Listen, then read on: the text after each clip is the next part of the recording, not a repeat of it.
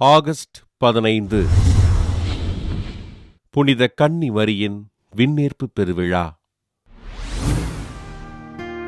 ஆன்மாவோடும் உடலோடும் கிறிஸ்துவினுடைய மகிமையில் புனித மரியன்னை மட்டுமே முதலில் பங்கு பெற்றார் என்பதனை இப்பெருவிழா நமக்கு தெளிவுபடுத்துகிறது.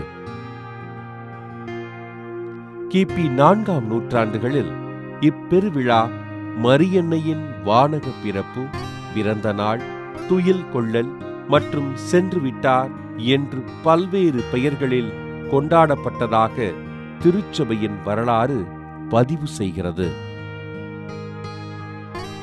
கிபி 580ஆம் ஆண்டு பிரான்ஸ், சிரியா போன்ற நாடுகளில் மரியன்னையின் பெயரால் கொண்டாடப்பட்டு வந்த இப்பெருவிழாவானது கிபி 690ஆம் ஆண்டு இங்கிலாந்து நாட்டில் விண்ணக பிறப்பு விழா என்ற பெயருடன் சிறப்பாக கொண்டாடப்பட்டிருக்கின்றது.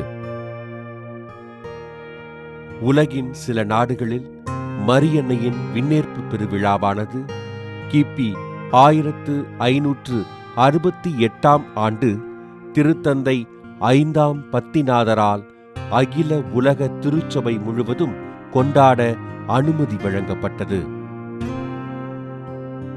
புனித மரியன்னை ஆன்மாவோடும் உடலோடும் விண்ணகத்திற்கு எடுத்துச் செல்லப்பட்டார் என்பதனை திருத்தந்தை 12ஆம் பத்திநாதர் கிபி 1950ஆம் ஆண்டு மரியன்னையின் விண்ணக பிறப்பினை திருச்சபையின் விசுவாச கோட்பாடாக அறிவித்தார்.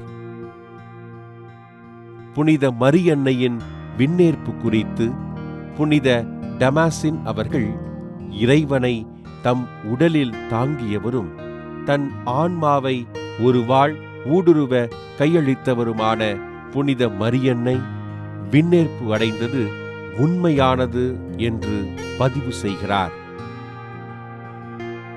இன்று அகில உலக திருச்சபை முழுவதும் ஆகஸ்ட் 15ஆம் நாள் கொண்டாடப்படும் இப்பெருவிழா புனித மரியன்னையினை முன்மாதிரியாக கொண்டு வாழ்வதற்கு நமக்கு அழைப்பு விடுக்கின்றது. புனித மரியன்னையின் விண்ணேற்பு பெருவிழாவினை கொண்டாடுகின்ற நாம் புனித மரியன்னையிடமிருந்து பெற்றுக்கொண்ட நன்மைகளுக்காக நன்றி கூறுவதோடு மட்டுமல்லாமல் இது ஒரு கடன் திருநாள் என்பதனை உணர்ந்து திருப்பலியில் பங்கெடுத்து ஜெபிப்போம்.